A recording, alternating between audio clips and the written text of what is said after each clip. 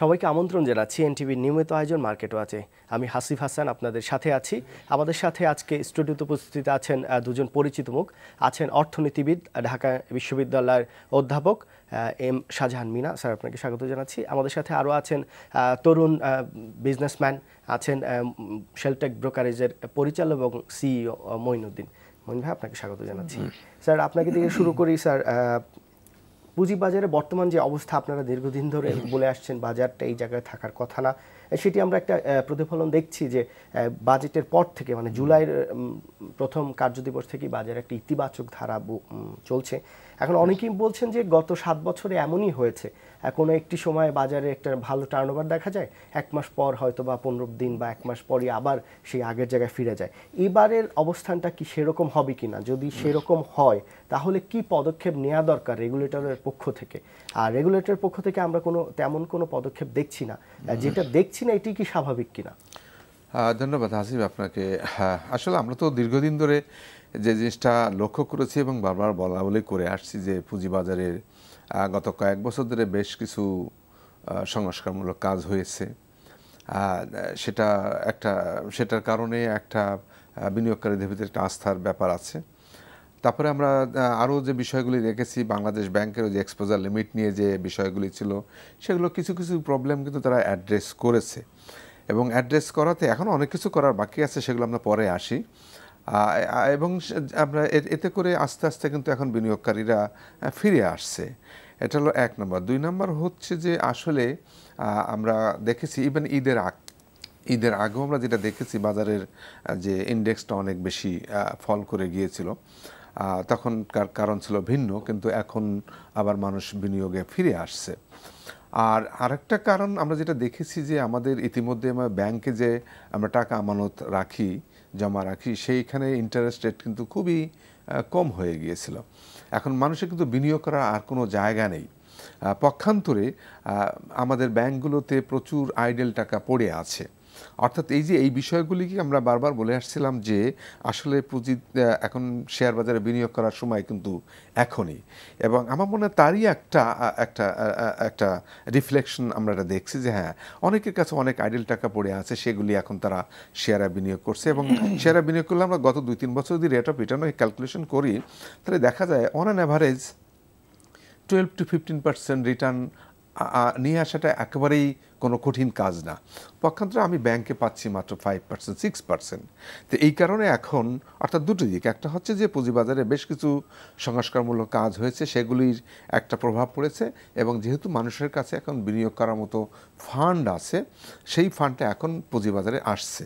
আর একটি বিষয় হচ্ছে যে আমরা গত কয়েক বছরে দেখেছি আস্তে আস্তে কিন্তু বিদেশি বিনিয়োগকারীরা, অর্থাৎ যখন বাজারে আমাদের শেয়ারের দাম খুবই কম ছিল, আস্তে আস্তে কিন্তু তারা শেয়ার বাজারে বিনিয়োগ করেছে। এই বিভিন্ন কারণে কিন্তু আমার কাছে যেটা মনে হচ্ছে যে সাধারণ বিনিয়োগকারীদের একটা আস্থা কিন্তু আস্তে আস্তে ফিরে আসছে। এখন পরবর্তী প্রশ্ন আপনি যে জিনিসটা করছিলেন, যে আমরা দেখেছি একটু বেড়েছে একটু কমেছে, এটার কারণ আছে যে বাজারে কিছু বিনিয়োগকারী আছে যারা ট্রেডিং করতে চায়, যারা একটু প্রফিট হলেই বিক্রি করে দিতে চায়।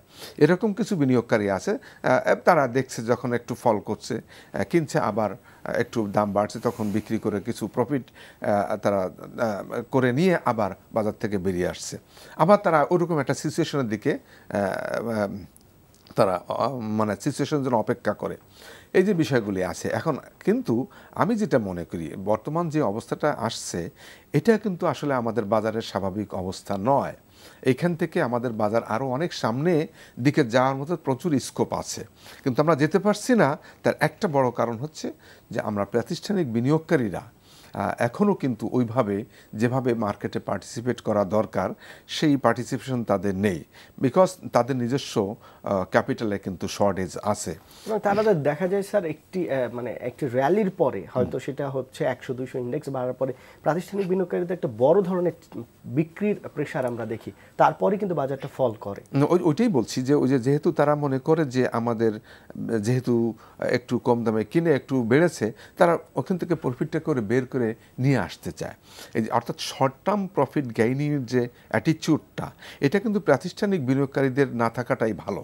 এটা হয়তো কোনো একজন ইন্ডিভিজুয়াল বিনিয়োগকারীরা সেভাবে করতে পারে যে ঠিক আছে আমি কিছু ট্রেডিং করে বিনিয়োগ করে প্রফিট করে নিয়ে আসলাম। কিন্তু আসলে আমাদের দেশে বর্তমানে যে পুঁজিবাজার, এখানে এই প্রাতিষ্ঠানিক বিনিয়োগকারীদের অ্যাটিচিউডটা বোধহয় আবার একটু পরিবর্তনের প্রয়োজন আছে। কিন্তু সেটার জন্য তাদের মূলধন সাপোর্ট যেটা, এটা কিন্তু আসলে তাদের নেই। পার্টিকুলারলি আমরা বলবো যে মিউচুয়াল ফান্ডগুলি এবং তারপরে আমাদের যে মার্চেন্ট ব্যাংক, অর্থাৎ ব্যাংকের সাবসিডিয়ারি না, যারা পরিচালনা করে তাদের সততা নিয়ে কিন্তু প্রশ্ন আছে এবং সেটি অনেকবারই প্রমাণিত হয়েছে। অনেকগুলো বড় মিউচুয়াল ফান্ড যারা প্রথম এসেছে তাদের ব্যাপারে অনেক স্ক্যাম আমরা বিভিন্ন মিডিয়ায় দেখেছি। আমরাও এখানেই আমরা প্রমাণ করেছি একটি মিউচুয়াল ফান্ডের ব্যাপারে যে তারা নিজেরাই বিনিয়োগকারীদের নাম দিয়ে নিজেরাই মামলা করছে যাতে এই ফান্ডটা তাদের কাছ থেকে চলে না যায়। স্যার এই জায়গায় আসবে, একটু ফোন নিয়ে নিচ্ছি। দর্শক কে আছেন, আপনার নাম বলে প্রশ্ন করুন। আমি হারুনুর রশিদ কুমিল্লা থেকে বলছি। জি ভাই বলুন। আমার প্রশ্ন হলো কিছু জেড ক্যাটাগরির শেয়ার এখন এটা দ্বিগুণ তিনগুণ, এমনকি 100 টাকায় চলে যাচ্ছে, কিন্তু তারা বছরের পর বছর কোনো ডিভিডেন্ড দিচ্ছে না। আমি জানি এই ফ্যাক্টরিগুলো, অনেকগুলো ফ্যাক্টরি কিন্তু বন্ধও আছে, কিন্তু এসএসসি এইগুলো ট্রেড কেন বন্ধ করতেছে না? আমরা তো বিনিয়োগকারীরা তো সর্বশান্ত হয়ে যাবে এগুলো।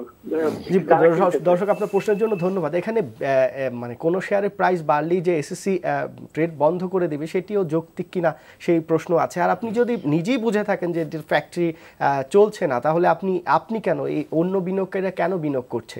যদি সচেতন হন তাহলে যদি বিনিয়োগ না করেন এই প্রাইস হয়তো 200 টাকা যাবে, কারণ যার কাছে যে এই শেয়ারগুলো আছে তিনি বিক্রি করতে পারছেন না বলেই দাম বাড়াচ্ছেন। মহিন ভাই যদি এ ব্যাপারে বলেন, এবং বর্তমানে স্যার যে কথাগুলো বললেন সেটির সাথে যদি একটি বিষয় আপনাকে জানতে চাই, সেটি হচ্ছে বাজারের যে আচরণ, সেটি প্রতি বছরই এরকম আমরা দেখছি, এবছরও তেমন পরিবর্তন নেই। তো আপনার কি মনে হয় যে এটি সাস্টেন করবে? এই যে হারে বাজার যে গতি, তাতে তো 2000-3000 কোটি টাকা টার্নওভার হওয়া উচিত। তো আপনার কি মনে হয় সেটি সাস্টেন করবে কিনা? ধন্যবাদ হাসিব ভাই, আপনি সত্যি সময় উপযোগী একটা প্রশ্ন করেছেন। তো আমি যেহেতু একটা ব্রোকারেজ হাউস পরিচালনার দায়িত্বে আছি, সো এই ধরনের প্রশ্ন প্রতিনিয়ত আসে। আমার ইনভেস্টররা এসে বলে যে ভাই এই শেয়ারটা তো কিনেছিলাম, এই প্রাইস বেড়েছে, সো এখন কি বিক্রি করে বসে থাকবো কিনা, বা বিক্রি করে দিয়ে অন্য শেয়ার কিনবো কিনা, এই ধরনের কোশ্চেন কমন, মানে সবাই একই প্রশ্ন করে। বিকজ গত 5-7 বছর যাবৎ, ইনফ্যাক্ট 2010 থেকে এই পর্যন্ত অনেকবারই তারা বিভিন্ন স্কেলে বিভিন্ন রেটে বিনিয়োগ করেছে, প্রাইস ফল করেছে, আবার হয়তো উঠেছে, তারপরে আবার ফল করেছে। সো বেসিক্যালি কনফিডেন্সটা সত্যি আসলে অনেক অভাব আছে এই জায়গাটায়। তো এই যে গত 3-4 মাসে 5-6 মাসে কিছুটা কনফিডেন্স গ্রো করেছে। আপনি দেখেন ইনভেস্টমেন্টের টাইম, আমরা কিন্তু সবসময় বলি যে আপনি ইনভেস্টমেন্ট করুন ভালো শেয়ার দেখে। যদি স্ট্যাটিস্টিক্স দেখেন আপনি, ভালো শেয়ার যেই শেয়ারগুলো সবসময় প্রতিনিয়ত ভালো ডিভিডেন্ড দিয়ে যাচ্ছে, ক্যাশ ডিভিডেন্ড দিচ্ছে, তাদের বিজনেসের গ্রোথ আছে, ওই শেয়ারগুলোতে কিন্তু প্রাইসের অ্যাপ্রিসিয়েশন আছে, আপনার ক্যাপিটাল গেইনও হয়েছে অনেক। আপনি দেখেন ব্যাঙ্কগুলোর কথা যদি আমি বলি, অনেক ব্যাংক কিন্তু ফেস ভ্যালু নিচে ছিল। সো ফর আমার যতটুকু মনে পড়ে, আমি একটা সময় ক্যালকুলেট করেছিলাম 14টা না 15টা ব্যাংক ফেস ভ্যালু নিচে ছিল। আজকে কি কোনো ব্যাংক দেখেন, 2-1টা ব্যাংক ছাড়া একটা ব্যাংক প্রবাবলি এখন ফেস ভ্যালুর নিচে আছে। আর কোনো ব্যাংকে ফেস ভ্যালুর নিচে আছে? যে ব্যাংকটার দাম ছিল 11 টাকা সেটা এখন হয়ে গেছে 20 টাকা। এরকম আমি অনেকগুলো নাম আপনাকে বলতে পারবো যারা ডিভিডেন্ড দিয়ে আসতেছিল। যে মিউচুয়াল ফান্ডগুলো ধরেন 10% করে ক্যাশ ডিভিডেন্ড দিচ্ছে, আমি একটা মিউচুয়াল ফান্ডের নাম বলতে পারবো যেটা প্রাইস ছিল 4 টাকা, এখন হচ্ছে 8 টাকা। ক্যাপিটাল গেইন হয়েছে, গত 5 বছরে সে কিন্তু ক্যাশ ডিভিডেন্ড দিয়ে গেছে। তো ইনস্ট্যান্স কিন্তু অনেক আছে। তো আমরা ভালো শেয়ারে সবসময় যে এই একই কমন কথা সবসময় বলি, ভালো শেয়ারে দেখে বিনিয়োগ করেন যেটা আপনার রিস্ককে মিনিমাইজ করবে। ভালো শেয়ারের সংজ্ঞাটা কি, কিভাবে আমি বুঝবো? ভালো শেয়ারের সংজ্ঞা ইটস ভেরি কমন, মানে টার্মটা আমরা সবাই জানি কিন্তু আসলে প্র্যাকটিস করি না। ভালো শেয়ার বলতে যেটা বোঝায় যেই কোম্পানির ট্রান্সপারেন্সি আছে, কর্পোরেট গভর্নেন্স ভালো, যেই কোম্পানিগুলো যদি কর্পোরেট গভর্নেন্স ভালো থাকে তারা ভালো ডিভিডেন্ড দিচ্ছে। হ্যাঁ, কিছু কিছু কোম্পানি ক্যাশ ডিভিডেন্ড দিচ্ছে, যাদের কোম্পানির স্ট্রেংথ ভালো তারা ক্যাশ ডিভিডেন্ড দিচ্ছে। আমরা তো এই এক বিনিয়োগকারী ভাই নিজেই বললেন, একটা কোম্পানির ফ্যাক্টরি বন্ধ কিন্তু দাম বেড়ে যাচ্ছে, দাম তো বাড়তেই পারে, কিন্তু আপনি জানেন না কোথা থেকে দামটা পড়ে যাবে। আপনি যেটি বললেন যে ভালো কোম্পানি আমরা সবাই জানি, ভালো কোম্পানি স্যার এটি ভালো বিশ্লেষণ করতে পারবেন। কয়েকটি কোম্পানি ছাড়া আমরা মাল্টিন্যাশনাল কোম্পানিগুলোর ব্যাপারে বলে থাকি যে এগুলোর ট্রান্সপারেন্সি আছে, কিন্তু আপনার লোকাল যে কোম্পানি স্কয়ার ফার্মা, তারপরে আপনি যদি অলিম্পিকের কথা বলেন, আরও কয়েকটি কোম্পানির কথা বলেন, এগুলোই সবাই এইগুলোর এক্সাম্পল দেয়। এখন আপনি যদি ধরেন আপনার স্কয়ার ফার্মার স্বচ্ছতা আছে, জবাবদিহিতা আছে, অলিম্পিকের আছে, অলিম্পিকের শেয়ারের যে রিটার্ন গত কয় বছরে তার গ্রোথ ভালো, কিন্তু অলিম্পিকের শেয়ার সব বেশিরভাগই ফরেনারদের কাছে। যদি ফরেনারদের কাছে এটা না থাকে, এই প্রাইস কি জাস্টিফাই? ফরেনারদের কাছে এখন আপনি আবার অন্যদিকে আসেন, এই যে অন্যান্য যে কোম্পানিগুলো আছে, আপনি যদি ব্যাংকের কথা বলেন যে একটি মানে ফান্ডামেন্টালি আপনি এটা একটু সুশাসন এখানে থাকবে, এটি স্বাভাবিক, এটি বাংলাদেশ ব্যাংক এটি জবাবদিহিতা আছে, কিন্তু কয়টা ব্যাংক মানে স্বচ্ছভাবে কাজ করছে, কয়টা রিপোর্ট স্বচ্ছ? আপনি যদি লিজিং কোম্পানিগুলো বলেন, আপনি যদি টেক্সটাইল বলেন, আপনি আসেন এখানে যাদের মালিকানা জড়িত সরাসরি, তাদের ম্যানিপুলেশন ছাড়া কয়টা কোম্পানি স্বচ্ছভাবে এই করছে? আপনি যদি বড় বড় টেক্সটাইলগুলো দেখেন, সেগুলোর তো মালিকানার শেয়ার কেনা বেচা করে, আমরা জানি যতটুকু। তাহলে স্বচ্ছ এখানে বিনিয়োগকারীদের আমরা দোষ দিচ্ছি সবসময়, আপনি দেখে শুনে বিনিয়োগ করুন। সে তো দেখে শুনে বিনিয়োগ করছে, কিন্তু যে কোম্পানিতে করছে আজকে ভালো, কালকে সে ভালো না। আপনার কথাটা সাথে আমি মানে পুরোপুরি দ্বিমত পোষণ করি না, মানে খানিকটা দ্বিমত পোষণ করি। কিছু আপনার কথাও সত্য আছে, এরকম অনেক এভিডেন্সও আছে যে একটা কোম্পানি লিস্টেড হওয়ার পরে প্রথম হচ্ছে ডিভিডেন্ড দিচ্ছে, এরপর আর কোনো ডিভিডেন্ড নাই। যখনই সে ওটিসি মার্কেটে চলে যাওয়ার পরিস্থিতি তৈরি হয়, তখনই আবার একটা 5% স্টক ডিভিডেন্ড দেয়, তারপরে সে আবার বি ক্যাটেগরিতে থাকে, এরপর আবার সে জেড ক্যাটেগরিতে চলে যায়। আমরা সবাই কিন্তু জানি স্টোরিয়া, সবাই জানে, বাট কোম্পানিটাও খুব ভালো, তাদের মার্কেটে প্রোডাক্টের সেল আছে, ব্র্যান্ডিং আছে, কোম্পানিটাকে সবাই চিনে, স্পন্সরকেও সবাই চিনে, তারপরে দেখেন এই ডিভিডেন্ড। সো এইসব জায়গাগুলোতে আমাদের ইন্টারভেন করতে হবে, রেগুলেটর যারা আছে তাদের এই জিনিসগুলো নিয়ে কথা বলতে হবে। এখন যদি আমরা কথা না বলি, আলটিমেটলি ক্ষতিগ্রস্ত এগুলো নিয়ে কখনোই দেখি না। আমি যদি আমার 11 বছরের এই সাংবাদিকতার ক্যারিয়ারে আমি কখনো দেখি না রেগুলেটর এইসব বিষয় নিয়ে কাজ করে। রেগুলেটররা মানে আত্মসন্তুষ্টিতে ভোগার একটা প্রবণতা আমি ক্যাপিটাল মার্কেট রিলেটেড রেগুলেটরদের দেখছি, এবং এর আগের যারা ছিলেন তারাও আমার আমলে বাজার ভালো হয়েছে এই ধরনের একটা প্রবণতা থাকে, কিন্তু বাজারের যে প্রকৃত সমস্যাগুলো তুলে সমাধান করা সেটি কতটা হয়েছে সেটি আমি স্যারের কাছ থেকে জানতে চাই। ওকে হাসিব, এটা আসলে একটা খুবই গুরুত্বপূর্ণ বিষয়। যে আমি আমার আগের বক্তব্যে বলেছিলাম যে আমাদের বাংলাদেশ সিকিউরিটি এক্সচেঞ্জ কমিশন বেশ কিছু সংস্কার করেছে, বেশ কিছু নতুন নতুন আইন করেছে, কিন্তু প্রশ্ন তো হচ্ছে যে আইনটা করে চুপ করে বসে তো হবে না। এই আইনটা যাতে ঠিকমতো প্রতিপালন করা হয়, এটাকে ঠিকমতো যাতে ইমপ্লিমেন্ট করা হয়, এটাও কিন্তু দেখার দায়িত্ব আমাদের বাংলাদেশ সিকিউরিটি এক্সচেঞ্জ কমিশনের। আর একটি বিষয়, ওই যে আপনি যেটা বললেন স্বচ্ছতার যে বিষয়টি, এবং এইটার জন্য কিন্তু আমরা ফাইন্যান্সিয়াল রিপোর্টিং অ্যাক্ট পাস করেছি, এবং অনেক দিন পরে হলো এই ভেরি রিসেন্টলি কাউন্সিলটা গঠন করা হয়েছে। এদের কাজটা কি হবে?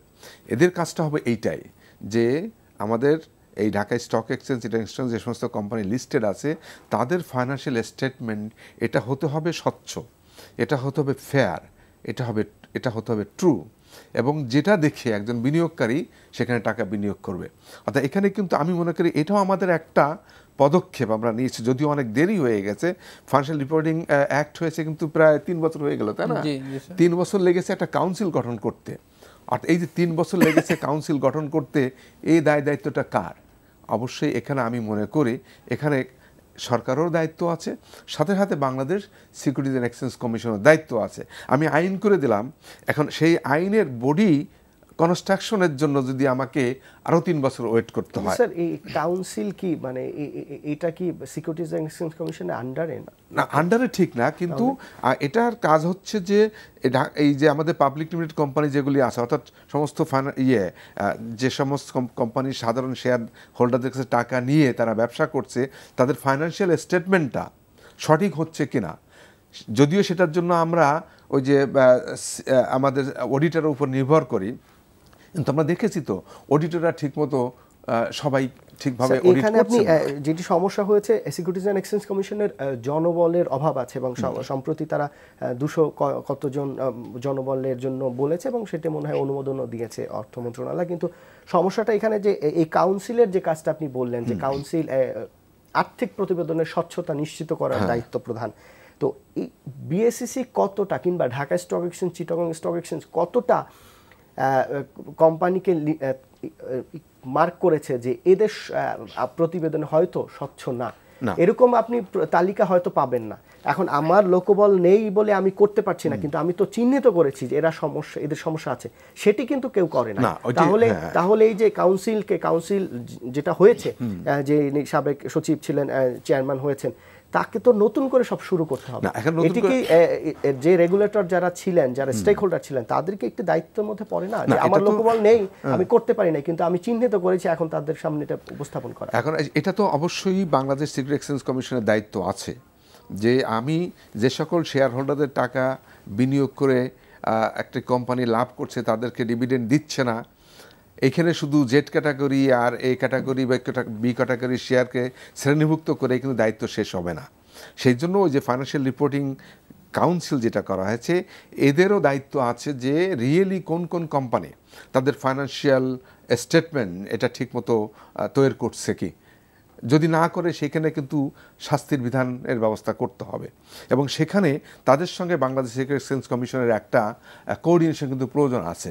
এটা হলো একটা। আর একটা দিক যেটা আমি বারবার কিন্তু বলে আসছি বিভিন্ন সময় বিভিন্ন যারা দায়িত্বপ্রাপ্ত ব্যক্তি আছেন, ওটা একটা জিনিস, কিন্তু বাংলাদেশ সিকিউরিটি এক্সচেঞ্জ কমিশনের একটা ডিপার্টমেন্ট থাকা উচিত যেখানে তাদের দায়িত্ব হবে যে যারা এই বাংলাদেশ সিকিউরিটি এক্সচেঞ্জ কমিশনের সঙ্গে যাদের সম্পর্ক আছে তারা ঠিকমতো তাদের ফাইন্যান্সিয়াল স্টেটমেন্টটা তারা তৈরি করছে কিনা বা অডিট হওয়ার পরে সেটা নিয়ে নিচ্ছি। এই রিলেটেড স্যার একটা কোশ্চেন আছে, সেটি আমি আপনাকে ফোনটা নিচ্ছি। সেটি হচ্ছে আমরা যে রেগুলেটর যারা আছে তাদের একটা অভিযোগ আমরা প্রায় শুনি, সেটি হচ্ছে ব্যক্তি রিলেশনে এখানে কাজ হয়, ব্যক্তি সম্পর্কে এখানে কাজ বেশি হয় এবং সেটি তো আসলেই কাম্য নয়। যদি তাই ব্যক্তি সম্পর্কে যদি এখানে কাজ হয় তাহলে তো স্বচ্ছতা, জবাবদিহিতা কতটুকু বাস্তবায়িত হবে সেটি নিয়ে প্রশ্ন থাকে এবং এই স্টেক হোল্ডার যারা আছেন তারাই কিন্তু এই প্রশ্নগুলো উপস্থাপন করছেন। স্যার, একটা ফোন নিয়ে নিচ্ছি। দর্শক কে আছেন, আপনার নাম বলে প্রশ্ন করুন। আসসালামু আলাইকুম, আমার নাম হক, আমি বিক্রমপুর মদনখাল থেকে বলছি। জি ভাই বলুন। আমার প্রশ্ন হলো স্যার, এই যে মিউচুয়াল ফান্ড যে আমরা হোল্ড করছি, এর ইপিএসও ভালো, ন্যাবও ভালো। যেমন একটা কথা আমি বলি, আইএফআইসি মিউচুয়াল ফান্ড থার্ড কোয়ার্টারে মানে দেখলাম ইপিএস 54 পয়সা। এই 54 পয়সা থেকে এদের কত পয়সা পর্যন্ত এরা ডিভিডেন্ড দিতে পারবে? একটা আইন আছে তো, যেমন শেয়ারের মধ্যে তো মনে করেন কোম্পানি ইচ্ছা মতো ডিভিডেন্ড দেয়, তারা হয়তো ডিভিডেন্ড দিতে পারে, কমাই দিতে পারে, রিজার্ভ রাখতে পারি। আর মিউচুয়াল ফান্ড কি স্যার এর জন্য কি ইচ্ছা করে যা ইচ্ছা থেকে করতে পারে না? ওরা একটা নিয়ম আছে 70% প্রফিটের, 80% প্রফিটের, এইটা একটা প্রশ্ন এটা। আর দ্বিতীয় প্রশ্ন হলো স্যার, আমার ভালো শেয়ারের কথা বলেন, আমরা তো ভালো শেয়ার দেখে ইনভেস্ট করি, সেই শেয়ারটা যখন আমি তিতাসের কথা বলতে, তিতাসে ইপিএস ভালো, ন্যাব ভালো, অত 30,034 টাকা 51 টাকা এসে রয়েছে, আর তিতাসে অনেক খারাপ শেয়ার তারা 64 পয়সাটা ফুল করতেছে। যেখানে স্যার তাদের কাছে যে সব, আমার মনে হয় যে সব কথা না বলে যে সব শেয়ারে গেমলিং হয় সেই শেয়ারগুলো কিনা ভালো, আর যে সব গেমলার সব শেয়ার ধরে না সেই শেয়ার কোনো ধরে কোনো জীবন লাভ। আমি আজকে 96 থেকে ব্যবসা করি। জি ধন্যবাদ, আপনার প্রশ্ন বুঝতে পেরেছি। আমি স্যার আপনার কাছ থেকে একটু জানতে চাই যে উনি যে কথাটা শেষের প্রশ্নটা করলেন সেটি আসলে হতাশা থেকে, এবং এই হতাশাটা মঈন ভাই সরাসরি সম্পৃক্ত, এটি বেশিরভাগ বিনিয়োগকারীরই। আমি দেখেছি যে অনেক চার্টার অ্যাকাউন্টেন্ট যারা বিশ্লেষণ করতে পারেন তারাও কিন্তু এই পর্যায়ে চলে আসছেন যে না, আমি ফান্ডামেন্টাল শেয়ার কিনে আমার কোনো কিছু হচ্ছে না। ফান্ডামেন্টাল শেয়ার কিনলে ওই যে মাল্টিন্যাশনাল কয়েকটি কোম্পানি আর ওই যে স্কয়ার ফার্মা, অলিম্পিক, এগুলো কিনে রাখতে হবে, এছাড়া অন্য কোনো শেয়ার কিনলে ওই যে বিনিয়োগকারী যেটি বললেন তাই। আচ্ছা, আমি সেই কথা, ওনার দুটি প্রশ্ন, একটা হচ্ছে মিউচুয়াল ফান্ডের ব্যাপার উনি যেটা বলেছেন। মিউচুয়াল ফান্ডের ব্যাপারে আসলে মিউচুয়াল ফান্ডের কনসেপ্টটা কিন্তু আমাদের দেশে একটু ভিন্ন, একটু উন্নত দেশে এই মিউচুয়াল ফান্ড অন্যভাবে কাজ করে, কিন্তু আমাদের দেশে যেভাবে চলছে সেটা হচ্ছে যে একটি অ্যাসেট ম্যানেজমেন্ট কোম্পানি, তারা একটা স্পন্সর থাকে, তাদের কিছু ক্যাপিটাল এনে তারপর মানুষের কাছে টাকা নিয়ে সেই টাকাটা আবার আমাদের পুঁজিবাজারে বিনিয়োগ করে। তারা বিনিয়োগ করছে কোথায়? তারা বিনিয়োগ করছে সেকেন্ডারি মার্কেটে, অর্থাৎ যেখান থেকে তারা শেয়ার কিনে ওইটা যে ডিভিডেন্ডটা পাবে বা যদি কোনো ক্যাপিটাল গেইন হয় সেখান থেকে তারা একটা অংশ প্রফিটের অংশ হিসেবে ডিভিডেন্ড আকারে তারা সেটা দিবে। এখন উনি যেটা প্রশ্ন করছেন, আসলে মিউচুয়াল ফান্ড যারা পরিচালনা করে তাদের দায়িত্ব কিন্তু অনেক বেশি। তার কারণ তারা হচ্ছে জনগণের টাকা নিয়ে তারা সেই টাকা দিয়ে ব্যবসা করে সেখান থেকে প্রফিট দেবে। এই মিউচুয়াল ফান্ডের তাদের পোর্টফোলিওতে কী থাকে, বিভিন্ন কোম্পানির শেয়ার থাকে এবং সেই সকল কোম্পানির থেকে যে ডিভিডেন্ডগুলি পায় সেইটা আবার তারা এই মিউচুয়াল ফান্ড যারা কিনে তাদেরকে ডিভিডেন্ড আকারে দিয়ে দেয়। তো এখানে আপনি যে কথাটি বললেন যে আসলে মিউচুয়াল ফান্ড যারা পরিচালনা করছে, এখানে কিন্তু অনেক মিউচুয়াল ফান্ডে যে ধরনের ম্যানেজারাল ইফিসিয়েন্সির প্রয়োজন বা তাদের যে ধরনের টেকনিক্যাল যে এক্সপেরিয়েন্স যেটা দরকার এইটা কিন্তু অনেকের নাই বলে আমাদের ধারণা। কিন্তু স্যার আমরা তো উল্টোটা শুনি, অনেকের এই এক্সপিরিয়েন্স এই মানে টেকনিক্যাল নলেজ সবই আছে কিন্তু তাদের সততা নিয়ে প্রশ্ন। আমি ওইটা দ্বিতীয় প্রশ্ন হচ্ছে ওইটা, অর্থাৎ যে আমি কি করছি, আমি পাবলিকের টাকা এনে সেই টাকা দিয়ে আমি ব্যবসা করছি এবং সেইখান থেকে আমি তাদেরকে ডিভিডেন্ড দেবো, এটা হচ্ছে আমার কাজ। এবং এই মিউচুয়াল ফান্ডে কারা বিনিয়োগ করছে, যারা মনে করেন যে না আমি শেয়ার বাজার সম্পর্কে খুব বেশি বুঝি না, মিউচুয়াল ফান্ড হচ্ছে একটা স্পেশালাইজড একটা অর্গানাইজেশন, তারা আমার টাকাটা এইভাবে বিনিয়োগ করে আমাকে প্রফিট দিবে। অর্থাৎ এখানে যদি ওই মিউচুয়াল ফান্ড যদি এই প্রফিটের যে ডিভিডেন্ড দেওয়া উচিত সেটা না দেয়, তাহলে কিন্তু এটা আমি তো বলবো যে এটা তাদের সাথে একটা বিট্রেই করা হচ্ছে। যে অর্থাৎ একটা নতুন সিস্টেম তৈরি হয়েছে যে RIU, রিইনভেস্টমেন্ট ইউনিট, মানে এখানে আপনার প্রতি বছর আমাকে মুনাফা না দিয়ে একটা কাগজ ধরিয়ে দেওয়া হচ্ছে। মঈন ভাই যদি এই দ্বিতীয় প্রশ্নটির উত্তর দেন যে যেটি এই সেই ফান্ডামেন্টাল শেয়ার কিনে কি হবে, যেটি গ্যামলাররা কিনছে সেটি কিনাই ভালো কারণ ওটি মুভমেন্ট করছে, ওটি প্রফিট দিচ্ছে।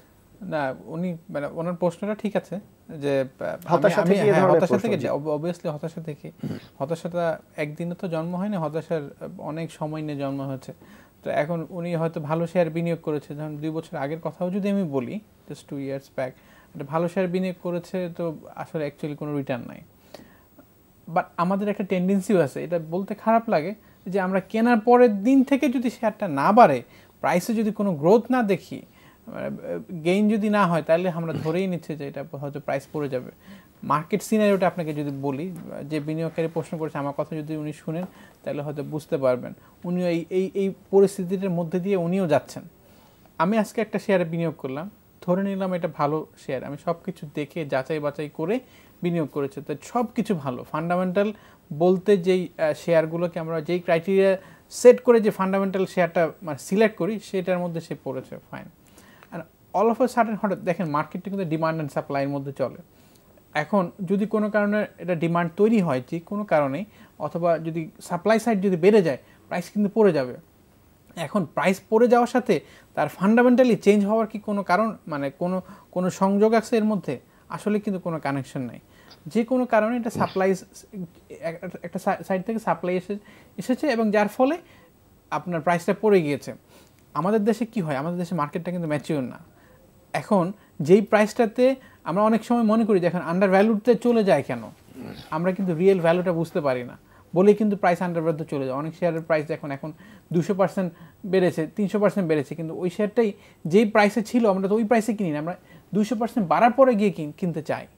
বিকজ আমরা ওই যে ইংরেজিতে কথা আছে, সিইং ইজ বিলিভিং। আমি দেখতেছি প্রাইস বাড়তেছে, সো আমি ধরে নিচ্ছি যে ওটা প্রাইস হয়তো বাড়বে। সো আমরা কিন্তু এই পরিস্থিতি, বাট আমি যদি পেশেন্স রাখি, আমি বিলিভ করি, এবং এর হিস্ট্রিকে আপনি যদি হিস্ট্রি দেখেন, পেশেন্স থেকে যদি বিনিয়োগ করেন, অবশ্যই এখানে ভালো শেয়ার বিনিয়োগ, অবশ্যই রিটার্ন, আপনার রিস্কের কোনো পসিবিলিটি নাই আমি বিলিভ করি, এবং স্ট্যাটিস্টিক্স কিন্তু তাই বলে।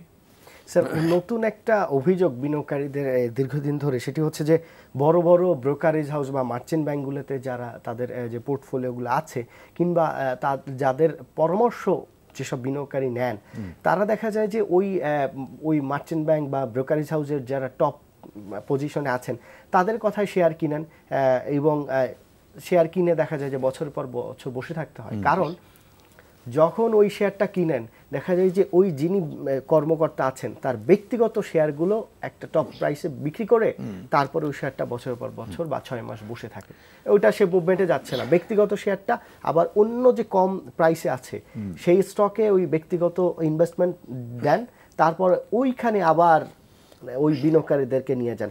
এই অভিযোগটা অনেকের বিরুদ্ধেই আছে, কিন্তু এটি নিয়ে দুইটি প্রশ্ন আছে আবার, যে যিনি বিনিয়োগকারী তিনি কেন এটিতে এই ফাঁদে পা দিচ্ছেন, আবার অন্যদিকে আছে যে এই যে যিনি এটি করছেন, যে টপ মোস্ট যে পজিশনে আছেন, তার তো সততা বা স্বচ্ছতার জন্য তারও এটি করার কথা না, এটাই আমরা বলছি। একটা বিষয় আছে। এই যে যারা মার্চেন্ট ব্যাংক এবং যারা ব্রোকারেজ হাউস পরিচালনা করছেন, ওনাদের যে কাজগুলি তার ভিতরে এটা একটা কাজ, সেটা হচ্ছে যে এই ওনার কাছে যে ক্লায়েন্টগুলি আসছে তাকে সৎ পরামর্শ দিতে হবে। অর্থাৎ কোন শেয়ারটা যদি উনি পরামর্শ চান, অর্থাৎ বিনিয়োগকারী পরামর্শ চাইলে তাকে সৎ পরামর্শ, অর্থাৎ রিয়েলি কোন শেয়ারে বিনিয়োগ করলে তার ক্লায়েন্ট লাভবান হবে তাকে সেইখানেই পরামর্শটা দেওয়া উচিত। অর্থাৎ যেহেতু আপনি যে কথাটি বললেন যে এরকম অনেকে করছে, এটা কিন্তু অন্যায়, এই জিনিসটা অন্যায়, এবং এই জিনিসটা অন্যায় হলে এই সুযোগটা তো বিএসইসি করে দিচ্ছে। আমি সেটাই বলছি এখানে, হ্যাঁ আমি না এখানে এই বলছি, এইরকম যদি কোনো ঘটনা ঘটে, আমার মনে হয় এই বিষয়ে কোনো ক্ষতিগ্রস্ত বিনিয়োগকারী যদি বাংলাদেশ সিকিউরিটি এক্সচেঞ্জ কমিশন অভিযোগ দেয়, তাহলে এগুলি কিন্তু তদন্ত করা উচিত। এটার কোনো রেজাল্ট আসবে না, রেজাল্ট, কারণ আমি যদি মঈন ভাই এখানে বিনিয়োগ করি, কথার কথা, আমি তার কাছে বললাম যে ভাই আমি কি কিনবো, উনি যদি এই কাজটাই করেন, আমি সেটি কিভাবে প্রমাণ করব? আমি তো তার কাছে জানতে চাইতে পারি না, কারণ এজ এ ব্রোকার সে আমাকে ই করতে পারে না।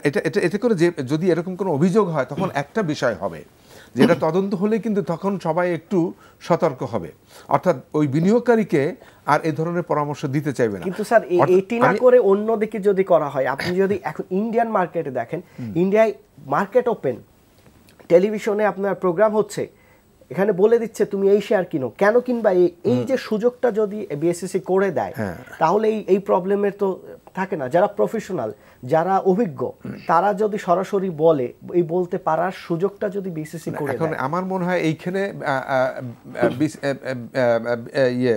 বিসেক কিন্তু এই দায়িত্ব আর নিবে না। আমি নিবে না এই কারণে তারা পৃথিবীর উন্নত সব দেশই এই যে কনসালটেন্সির এই সুযোগটা তো আছে।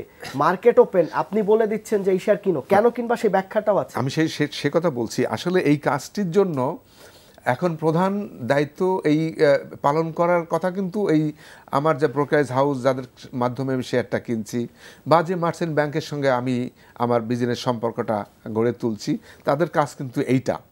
এবং এই জন্য আমরা দেখেছি আমাদের দেশে কিন্তু বেশ কিছু এই মার্চেন্ট ব্যাংক এই গবেষণার জন্য আলাদা ডিপার্টমেন্ট খুলেছে, কিন্তু এটা স্যার এইটা ওপেনলি বলার কোনো সুযোগ নেই। মঈন ভাই যদি বলেন সুযোগ আছে কিনা, আর এই প্রশ্নটা যে যারা এটা করছে আপনার দৃষ্টিতে এটি অবশ্যই কি মানে রাখে, একটা ফোন নিয়ে তারপর আপনার কাছে আসি।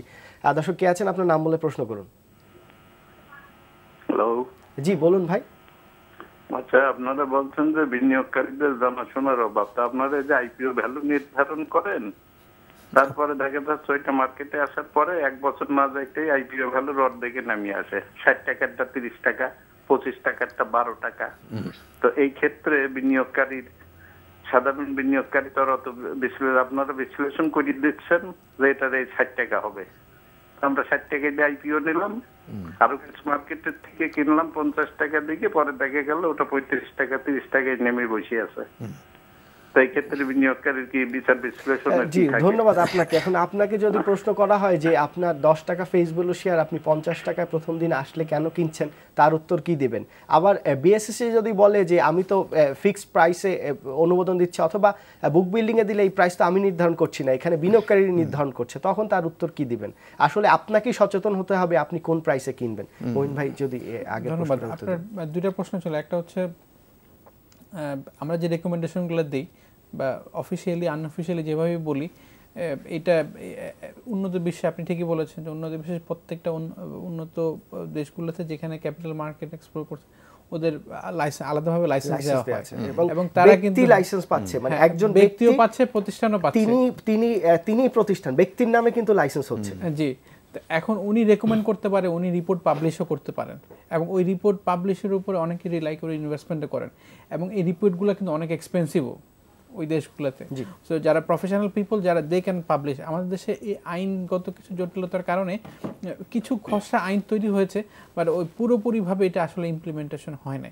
তো যদি আমার ধারণা পুরোপুরিভাবে ইমপ্লিমেন্ট আমরা করতে পারি, এটা একটা ভালো ফল নিয়ে আসতে পারে এই ক্যাপিটাল মার্কেটে। ক্যাটাগরিতে আমরা গেছি, বিএসসিসি এখন এই ক্যাটাগরির বাংলাদেশ সিকিউরিটিজ কমিশন, তো সেক্ষেত্রে এই সার্ভিসটা কেন পাবেন না? এখন আমাকে কেন এই যেসব বিনিয়োগকারীরা ফোন করছে, আপনি নিশ্চয়ই বুঝতে পারছেন, তারা কিন্তু ওই যে গ্যামলার, আমরা যাদেরকে গ্যামলার বলি, যিনি বড় বিনিয়োগকারী কিংবা প্রতিষ্ঠান যিনি যে শেয়ারটা কিনছেন, সেটা কিন্তু আমি না জেনেই কিনছি, কারণ আমি দেখছি ওটি বাড়ছে, আমার হাতে যেটি আছে সেটি বাড়ছে না।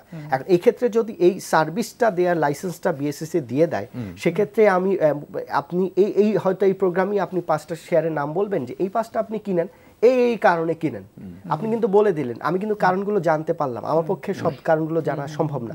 তাহলে এই সুযোগটা পৃথিবীর সব দেশে আছে। আপনি ক্যাপিটাল মার্কেট ভালো করতে যাচ্ছেন, উন্নত করতে যাচ্ছেন, আবার আপনি অনেক সুযোগ সুবিধা যেগুলো বিনিয়োগকারী পাওয়ার কথা সেগুলো দিচ্ছেন না। না, এটা যথার্থই, মানে এই জিনিসটা আমাদের খুব মানে তোড়জোড়ভাবে ইমপ্লিমেন্ট করা উচিত বলে আমি মনে করি, এবং এটা ইমপ্লিমেন্ট করার ফলে অনেক মার্কেটে অনেক বেনিফিটেড হবে, এবং যারা নতুন বিনিয়োগকারী যারা আসতে চায় বা কর্পোরেট যারা ইনভেস্টর যারা আসতে চায়, বড় ফান্ড বিনিয়োগ করতে চায়, তাদের জন্য একটু সহায় হবে। বিকজ তারা একটা প্রফেশনাল পিপল থেকে যার লাইসেন্স আছে, গভর্নমেন্ট যাকে লাইসেন্স দিয়েছে, তার কাছ থেকে সে অ্যাডভাইস নিতে পারে, হুইচ ইজ ভেরি লিগ্যাল, এবং ভালো সার্ভিসও সে পাবে। দ্বিতীয় প্রশ্ন আপনি যেটা করেছেন যে ব্রোকারেজ হাউস বা মার্চেন্ট ব্যাংকগুলো গুটি কয়েক, এবং এই গুটি কয়েকের কারণে কিন্তু সবার উপরে এই দোষটা আসতেছে। কথাটা একদমই যে অসত্য তাও না, কিন্তু কিছুটা সত্য। এখন হয়েছে কি, আইনগতভাবে যদি আপনি দেখেন, কোনো ব্রোকারেজ হাউসের CEO or senior people they can not give an advice, কোনো অ্যাডভাইস করতে পারে না। এখন কোনো একটা সিইও অথবা ওই টপ মোস্ট সিনিয়র পারসন যদি কোনো অ্যাডভাইস করে আপনাকে, কোনো ইনভেস্টর যদি অ্যাডভাইস করে, সেটা কোনো লিগ্যাল কিন্তু কোনো ভিত্তি নাই যে আমি আপনাকে অ্যাডভাইস করলাম, আপনি এটা কিনলে আপনি লস করেছেন। এখন দুইটা পয়েন্ট হইতে পারে, একটা হচ্ছে যে ইনভেস্টরকে সেভ করার জন্য, ভালো করার জন্য কিন্তু সে তাকে অ্যাডভাইস করেছে, সেটা সবসময় যে খারাপ হয় তাও কিন্তু না, অনেক সময় ভালো হয়। অনেক ভালো কিছুকে আমরা ওভারলুক করে যাই। এটা তো আইনের কোনো, আপনি যদি আইনগতভাবে যান তাহলে তো ওই বিনিয়োগকারীরই উচিত না ওই ব্রোকারেজ হাউসের কারো কাছে যাওয়ার, কারণ এটি তো তিনি অ্যাডভাইস করতে পারেন না। ডেফিনেটলি, কিন্তু এখানে লেক অফ নলেজের কারণে, কনফিডেন্সের অভাবের কারণে আমরা কিভাবে বিনিয়োগ করব আমরা জানি, কিন্তু ওটার আস্থা রাখতে না পারার কারণে আমি বিনিয়োগ করেছি আমার কনসেপ্ট থেকে, কিন্তু প্রফিট হচ্ছে না। তারপরে যখন দেখতেছি যে উনি একটা কথা বলেছেন, প্রথমে শুনি নাই, তারপর আবার দ্বিতীয়বার বলেছেন, তারপর দেখলাম যে হ্যাঁ ওনার কথাতে প্রফিট হচ্ছে, থার্ড টাইম যখন আমি ইনভেস্ট করছি তখন ওখানে আমি লস করতেছি। একটা সিন্ডিকেটের মধ্যে কিছুটা তো আছে, এটা সত্যতা কিছুটা আছে। আপনারা এখন আমাদের এইসব বিষয় ইনভেস্টিগেশন করার জন্য প্রয়োজনীয় আসলে অ্যাকচুয়ালি যদি আমি বলি কোনো টুলস নাই। না, আপনি একটা মানুষ এই যে সিন্ডিকেটটাকে ধরবেন, কারা এই যে প্রাইস ম্যানিপুলেশন করতেছে, ম্যানুভার করতেছে, প্রাইসটাকে উপরে নিয়ে যাচ্ছে, ওইখানে গিয়ে তারা সেল করতেছে, তারা এই বেনিফিটগুলো নিচ্ছে।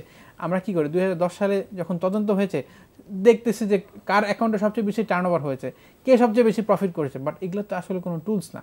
রিয়েলি আমি যদি দেখতে চাই ডাটা, আমার অনেক ধরনের টুলস আছে, আরো নতুন নতুন টেকনিক অ্যাপ্লাই করতে হবে, সেটাই করা উচিত। সে কারণেই বলা যে আপনি ফোন ট্যাপিং করা, আপনি এমন টুলস দিয়ে দেন যাতে আপনি এই ম্যানিপুলেশন করতে না পারেন। একটা ফোন আছে, ফোন নিয়ে স্যার আপনার কাছে আসবো। আর দর্শক কে আছেন, আপনার নাম বলে প্রশ্ন করুন। হ্যালো, আসসালামু আলাইকুম, আমি খুলনা থেকে বলছিলাম। জি বলুন ভাই। আমার প্রশ্নটা হচ্ছে যে আপনার এই ইন্ডেক্সটা 5770-এর পরে যখন একটু উঠলো, তখনই পেপারে লেখা যে সর্বোচ্চ পর্যায়ে ইন্ডেক্স আছে, আবার কিছু কোম্পানির মালিকানা চেঞ্জ, জেড ক্যাটাগরি, এগুলো ফুলে পেপার অনেক বড় হচ্ছে, যারা গ্যামলার তারা ঢুকে পড়ছে, এই যে নেতিবাচক কথাগুলো পেপারে অর্থসূচকে কালকেও লেখছে দেখেন।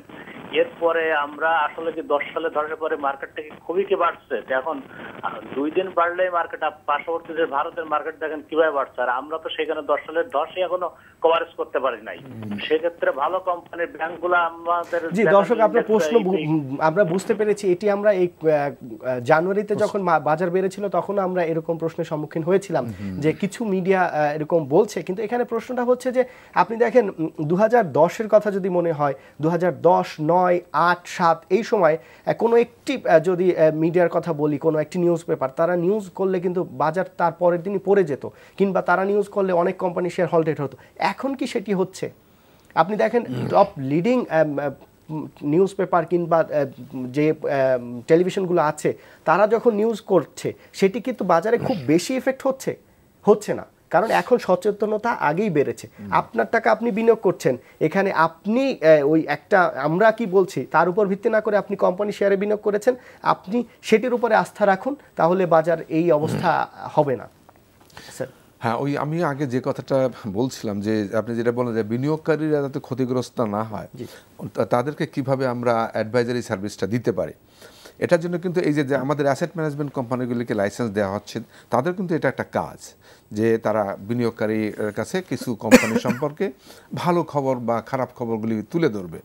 মার্চেন্ট ব্যাংক আমি বলে এখানে যে মিউচুয়াল ফান্ডে যিনি বিনিয়োগ করেন তিনি তো তার মিউচুয়াল ফান্ডে কি কি শেয়ার আছে সেগুলোই ঠিকভাবে জানতে পারেন না। ওইটা তো আমরা বলছি অস্বস্থতার ব্যাপার, বা আমাদের ভিতরে ওই জিনিসটা তো রয়েই গেছে যে আমি আমার শেয়ারগুলিকে সেল করে দেওয়ার জন্য কিছু লোককে বললাম, তারা ওই শেয়ারগুলি কেনার জন্য ঝাঁপিয়ে পড়লো আমার উপর কনফিডেন্স রেখে, কিন্তু আমি যে এখানে একটা অসৎ কাজ করছি সেটা তো আসলে সে বুঝতে পারছে না।